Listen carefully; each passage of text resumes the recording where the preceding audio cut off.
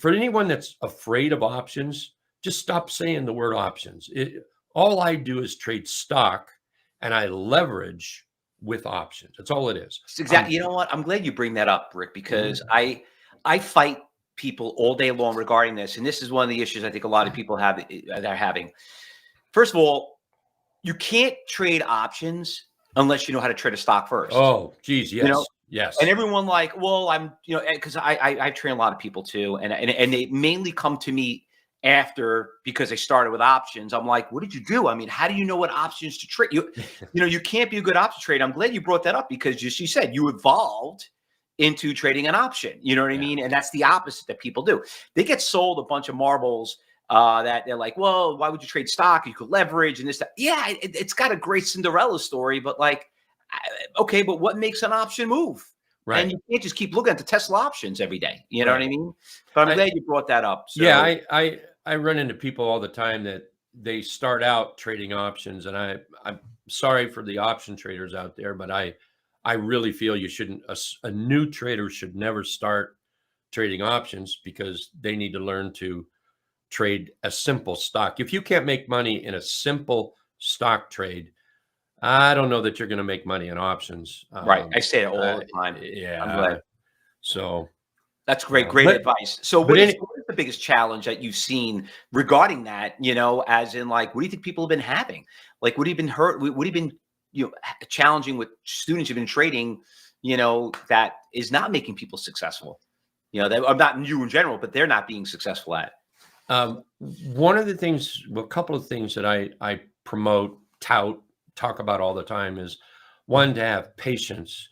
And remember, you never have to rush into anything. And this is what I find happens. And I mean, we can talk about this today. We've had a markets popped up this morning, but that doesn't mean that we should just be jumping in bullish. Not just yet. Be patient. Let the market help you out.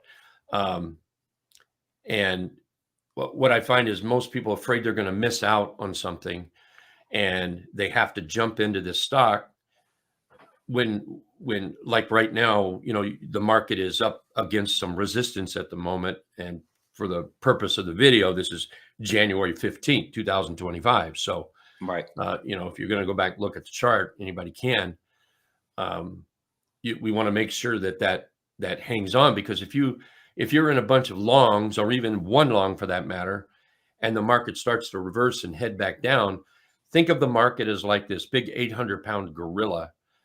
You're in the stock, and the stock may be a perfect looking chart, but you still have that 800-pound gorilla sitting on your chest if it starts to roll down. And just the opposite, if you're in short and the market starts to roll up, you've got that 800-pound gorilla sitting on your short chest, and that can be harmful. And that's where, and then, people getting out too quick, but mostly getting in too soon and not letting everything work out, the chart work out right. Now, have you ever encountered a war story that happened to you regarding that taught you what you're preaching today that happened in the past?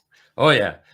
For those that don't, I'm not ashamed to say it. I've told many people, it's on some of my videos. I've blown my account up twice. And when I say blow it up, I'm talking, 50K-ish down to zero. And I've done that twice in the early days. I was fortunate, and I actually had a job at the time, and I was fortunate in my job to be able to refund my account. Most people can't do that. When you lose a large amount of money, all of a sudden, trading is rigged, trading is no good. You come up with every reason under the sun. Had that happen? What, blowing it up? Not having patience, not waiting for the trade, using too many indicators, to be honest. And I had this Warren yesterday. He said the same exact thing. Yeah, he told me, he was saying he started with a shitload of indicators. Now he's down to one. I mean, you just overthink things. Yep. Yeah. Too many indicators. And if you get too many indicators, what happens is they don't always work together. And then, you know, you get one indicator that says, well, I better wait. You get another indicator that says go. So there's this push and pull inside you. And I just think it hurts when you're looking at a chart, when there's something so simple you could follow. And that's, you know, what we'll show today. Was that a stock that you got? Did you Oh, remember the it stock wasn't today, or just overall, just no, trading like back then it was, I was a gunslinger. I traded too okay. much. Yeah, I traded way too much, and um, not really paying attention because I didn't know. That's another thing. That's another thing is I started out trading, bang, bang, bang, putting money in, trade, and I ended up losing money.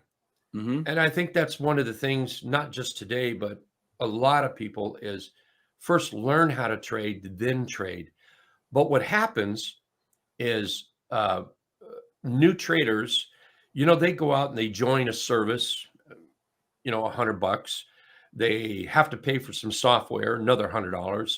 They have to do something else for another $100. All of a sudden, say they're spending $300 a month.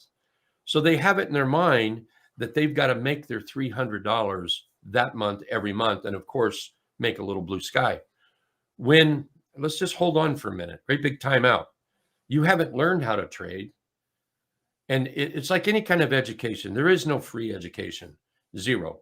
So you can either get your education by taking a couple of months, make some folks a little longer, a couple of months, and actually learn how to trade and pay somebody to help you do that. Or you can get out there and you can trade, which I promise you'll lose more money because you're always thinking you can get that next big trade.